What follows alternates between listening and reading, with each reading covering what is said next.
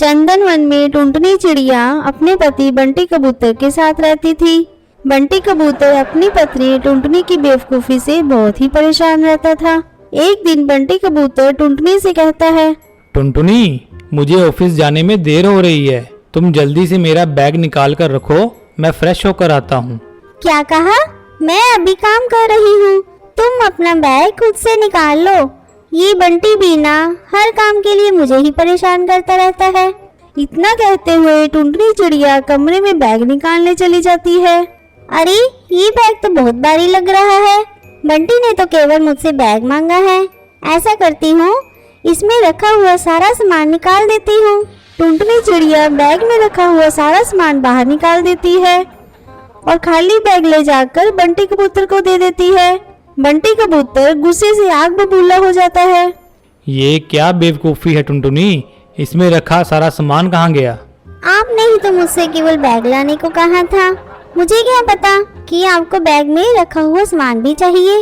आप नाराज मत होइए, मैं अभी सारा सामान लेकर आती हूँ।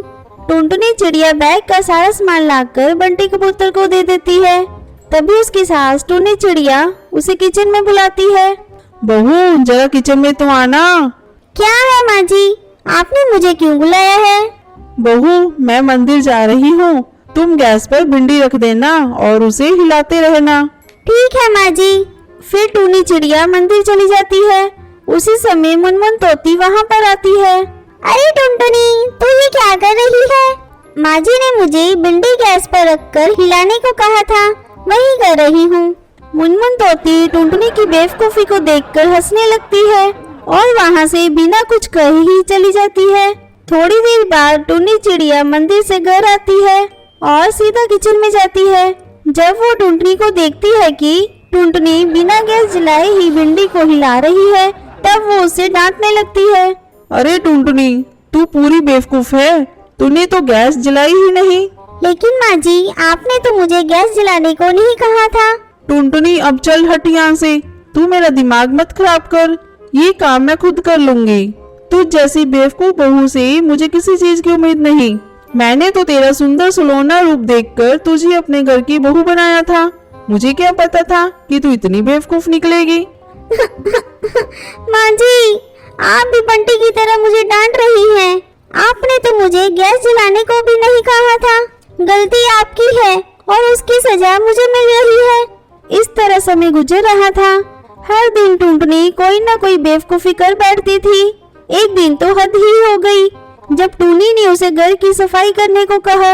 माँ जी, आप चिंता मत करिए, मैं घर को ऐसा चमकाऊंगी कि आप मेरी तारीफ करते नहीं थकेंगी। टुनटुनी एक एक कमरे की सफाई करने लगती है। जब वो अपने कमरे की सफाई कर रही थी तो उसे बंटी कबूतर का लैपटॉप दिखा। अरे बाप रे, इस पर कितनी धूल जमी है। माँ जी ने ठीक ही कहा था, पूरा घर गंदा हो गया है, मैं अभी इसे धोकर साफ कर देती हूँ। टुनटुनी चिड़िया बंटी कबूतर का लैपटॉप उठाकर उसे धोने चली जाती है। वो लैपटॉप को पानी से धो देती है। अब ये बिल्कुल साफ हो गया है, मैं इसे सूखने के लिए रख देती हूँ। टुनटुनी चिड़िया लैपटॉप को सूखने के लिए धूप में रख देती है और खुशी खुशी घर के कामों में लग जाती है।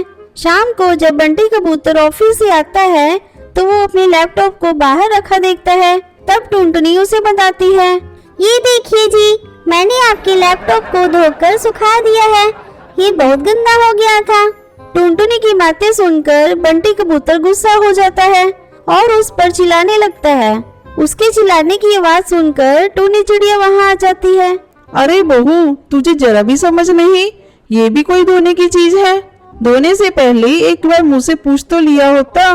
माँ जी, इस पर बहुत सारी धूल जमी थी, मुझे क्या पता था कि इसे धोया नहीं जाता। मैं बहुत बड़ी बेवकूफ हूँ, मैं किसी भी काम को करने जाती हूँ तो कोई ना कोई गड़बड़ी हो जाती है। अच्छा बहू, अब तू रोना धोना बंद कर, आगे से किसी काम को करने से पहले तू मुझसे पूछ लिया करना। और बंटी, तू इसे माफ कर दे। बंटी कबूतर टुनटुनी को माफ कर देता है। फिर सभी खुशी खुशी रहने लगते हैं। तो कैसी लगी आपको आज की कहानी? ऐसी ही और नई नई कहानियाँ देखने के लिए इस वीडियो को लाइक और मेरे चैनल को सब्सक्राइब करना ना भूलें।